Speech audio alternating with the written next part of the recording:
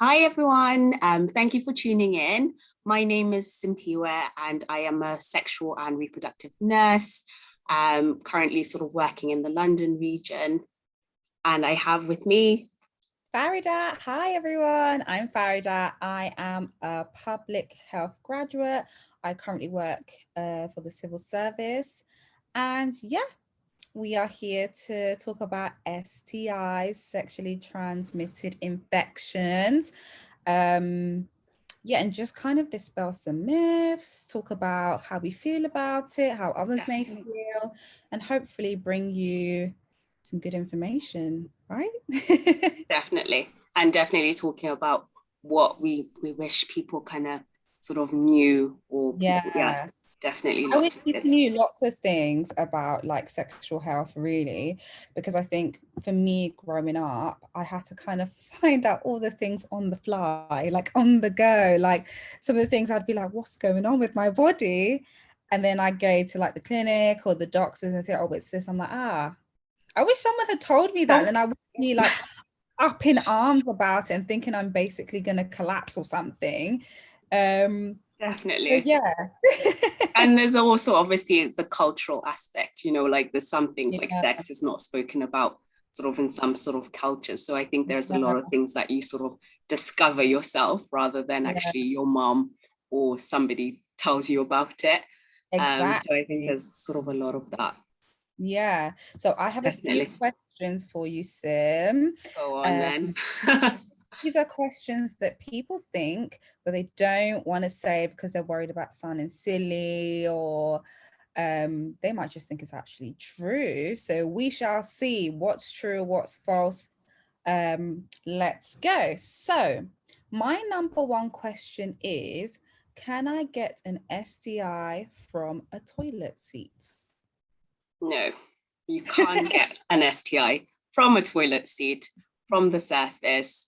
It has to be sort of transmitted via sort of bodily fluids, Mm, skin to skin contact with things like sort of herpes or warts.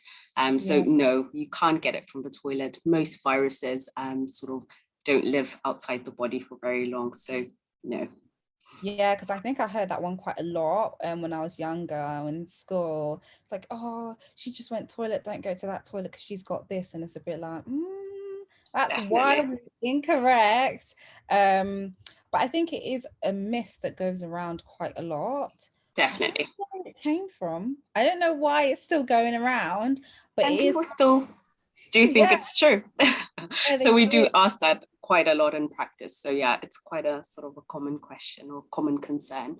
Do That you people have. have, what is like the most common concern that you get on a day-to-day basis? I'd say definitely sort of transmission around sort of toilet seats, swimming parlors. Some people do ask about sort of swimming, being in a pool or jacuzzi. Can you get infections that way?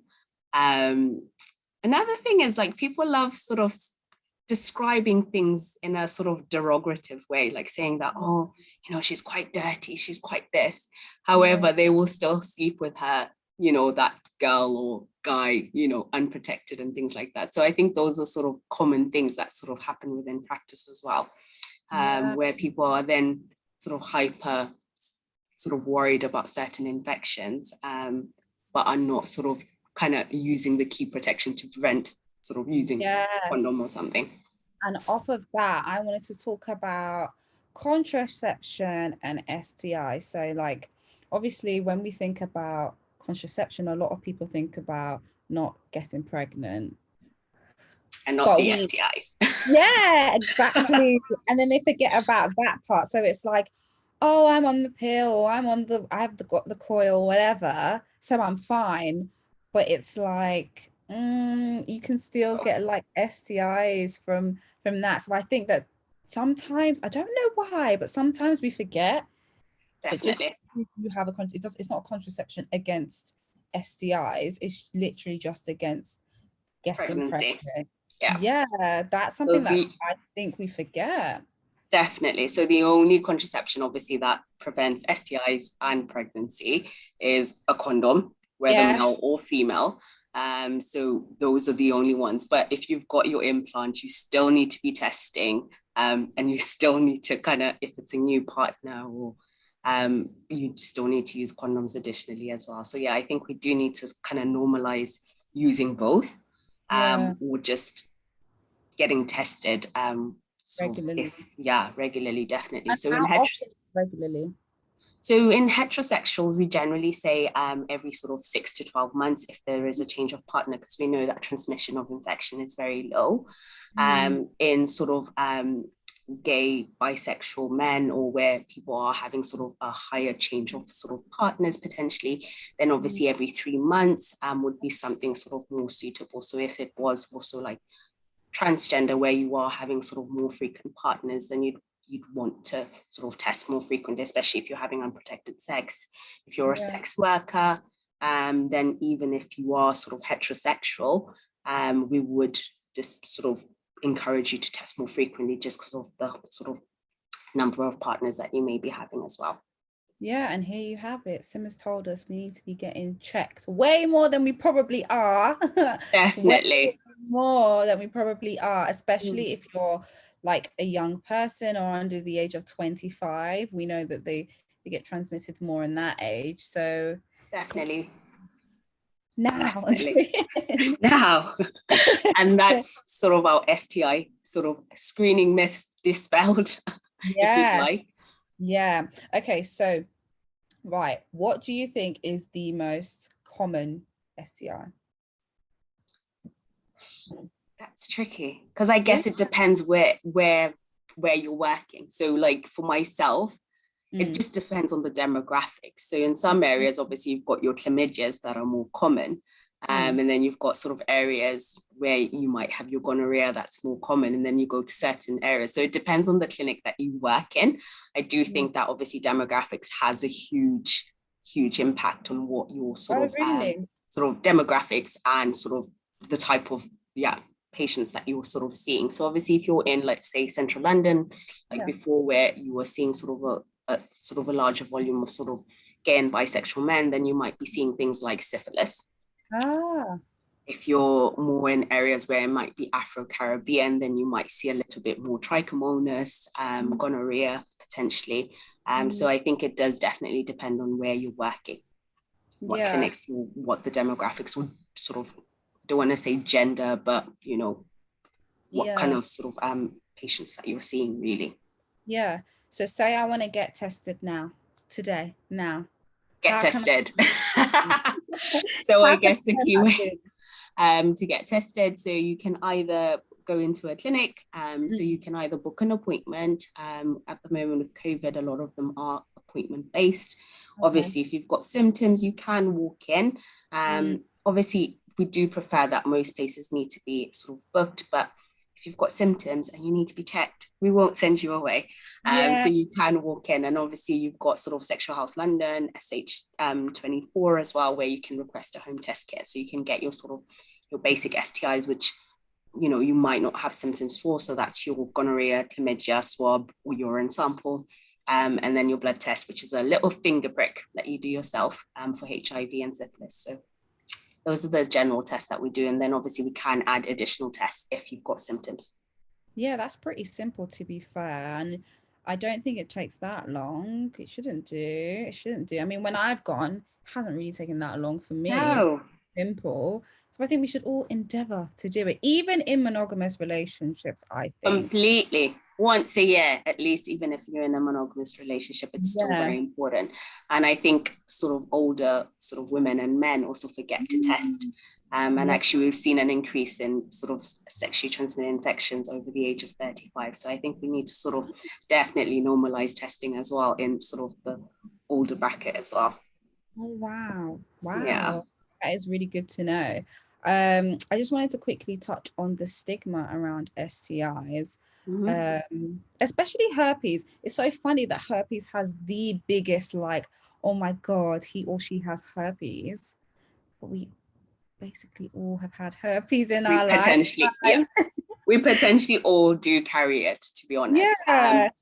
It's just that a lot of us might not have symptoms, but there are a lot of people who have symptoms, and actually if you started having that conversation, then you'll find out that there's a lot of people like friends, family who've had herpes before. Even your cold sore virus is herpes. And we're happy to talk about our cold sores, but we're not happy to talk about our herpes sort of in the genitalia area. So we definitely do need to normalize talking about it. That's another 100%, thing. yeah. Totally. I think that is so odd.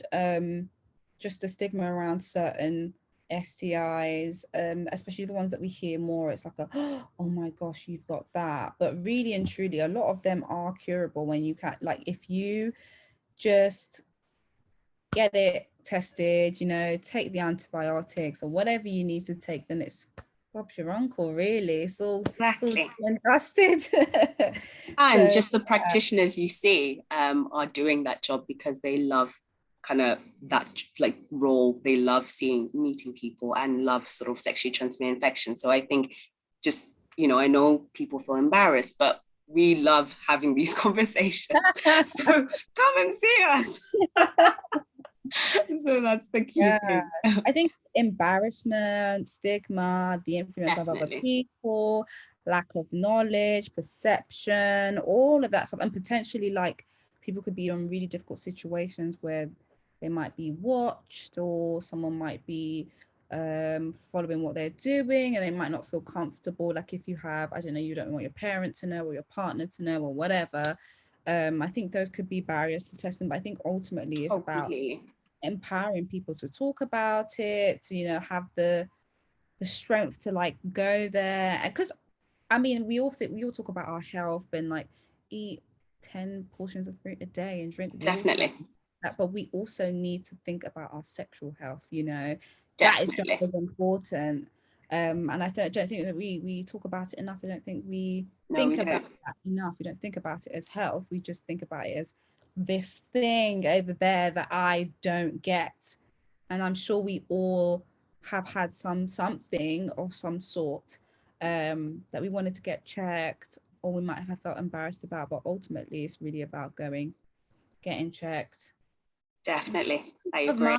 Peace of mind is so valuable. Oh my goodness. Definitely. And sexual health matters, guys. You know, just like your mental health, you know, your sexual health matters, your well-being matters. Sexual health affects everybody. So I think the key thing is just normalizing. Let's talk about it. Let's, you know, get it out there. Let's start having those key conversations. Yeah, I agree. Okay, so in conclusion, what would we list as our top 5 things to take away from this conversation? Let's get tested. Let's talk about it. Yes, let's get tested. Let's talk about it. It's super easy as well. Really easy to get tested. From the comfort of your own home, you can still get tested.